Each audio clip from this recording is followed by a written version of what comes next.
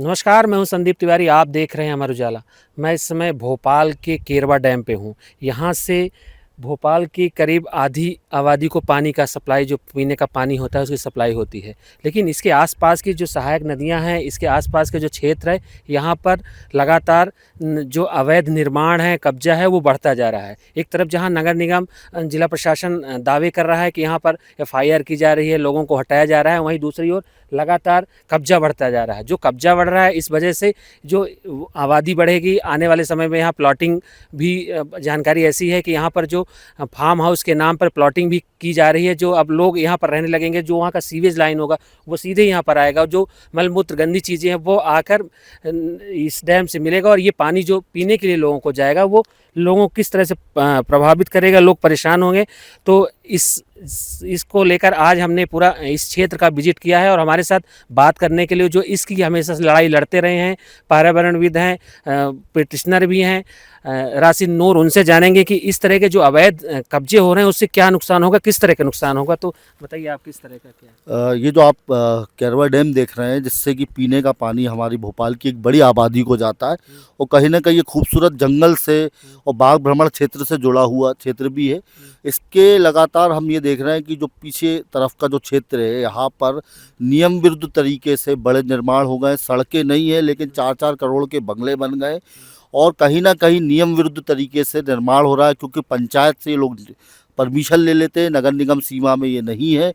तो जो वनस्पति उद्यान मास्टर प्लान, जो हमारा वर्तमान मास्टर प्लान 2005 जो भोपाल में चल रहा है, अभी नया मास्टर प्लान नहीं आया, उसमें जो वनस्पति उद्यान को दर्ज ज़मीनें हैं, जिसमें 50 एकड़ में 600 स्क्वायर फीट महज निर्माण किया जा सकता है, वहाँ पे बड़े बड़े निर्माण आप देखेंगे मौके पर हो चुके हैं। और बहुत सारी जगह फार्म हाउस के नाम पर अवैध कॉलोनियों का भी कारोबार अब चालू हो चुका है। और जिस तरीके से ज़मीनों का कारोबार हो रहा है, लोग यहाँ पे पंचायत से परमिशन लेंगे, मकान बनाएंगे, फिर इसका सीवेज जो है वो कहीं ना कहीं तालाब के अंदर जाएगा।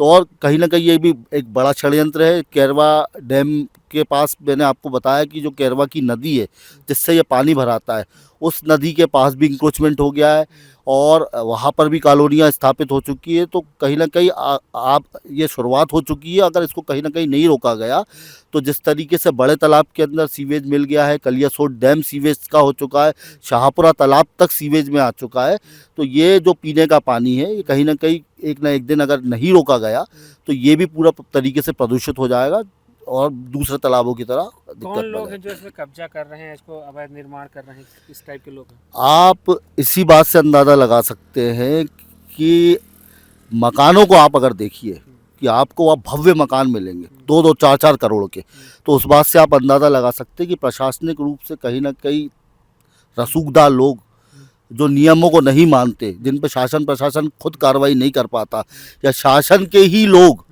मेरा तो सीधा आरोप है कि कहीं ना कहीं इस जगह पे इन्वॉल्व है, कैसे ना कैसे करके, क्योंकि शिकायतें हो रही हैं लगातार। हम इसका 2-3-4 साल से जो है कोर्ट के समक्ष एनजीटी में केस चल रहा है, लेकिन उन अवैध निर्माणों को अभी तक नहीं हटाया गया है। और बल्कि जब हमने लगाया था इस केस को, तब निर्माण कुछ भी नहीं था, और आज वो निर्माण उससे भी 2 गुना 3 गुना फैल चुका है।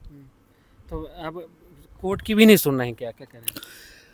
देखिए अभी तो चल रहे हैं केस। अगर इसको आगे जैसा भी आता है, या पक्ष में होता है, या क्या नियम होता है, तो हम इसकी लड़ाई तो आगे निरंतर रखेंगे, चाहे हमें इसको सुप्रीम कोर्ट भी जाना पड़े। एक सीधी सी बात है, आपको मैं बताना चाहता हूँ कि नियम क्या है। देखिए, कैचमेंट भी एक नियम होता है। कैचमेंट से ही पानी भराता है, और आपने देखा है कि कैचमेंट पे बड़े बड़े बंगले बन गए, निर्माण हो गए। उसके बाद जो है कि भूमि उपयोग क्या है, कि कृषि भूमि है, पर पुराने मास्टर प्लान के अंदर उसमें क्या दर्ज है, वनस्पति उद्यान, बॉटनिकल गार्डन दर्ज है। बॉटनिकल गार्डन में कितना निर्माण कर सकते हैं, ये सारी जो नियम है, उस नियमों को ना मानते हुए ये बड़े बड़े निर्माण हो रहे हैं। और वो धीरे धीरे उसको एक तो क्या है कि केरवा के कुछ क्षेत्र ऐसे हैं जिसमें नगर निगम सीमा आती है, और कुछ क्षेत्र ऐसे हैं जिसको आज तक नगर निगम में शामिल नहीं किया गया, वो पंचायत से जुड़े हुए हैं। और पंचायत में आप अगर 1000 स्क्वायर फीट की भी कृषि भूमि ले लेते हैं, और अगर परमिशन लेने जाते हैं, तो आपको एक आसानी से उसकी परमिशन हो जाती है, और आप मकान बना सकते हैं। तो ये थे राशिद नूर। इनका साफ तौर पे कहना है कि अगर इस अवैध निर्माण को अब नहीं रोका गया, तो आने वाले समय में जो पानी है वो पूरी तरह दूषित होगा। आपके राज्य की खबरें आपके शहर की खबरें सबसे पहले जानने के लिए देखते रहें अमर उजाला। चैनल को सब्सक्राइब जरूर कर लें और पाएं हर अपडेट।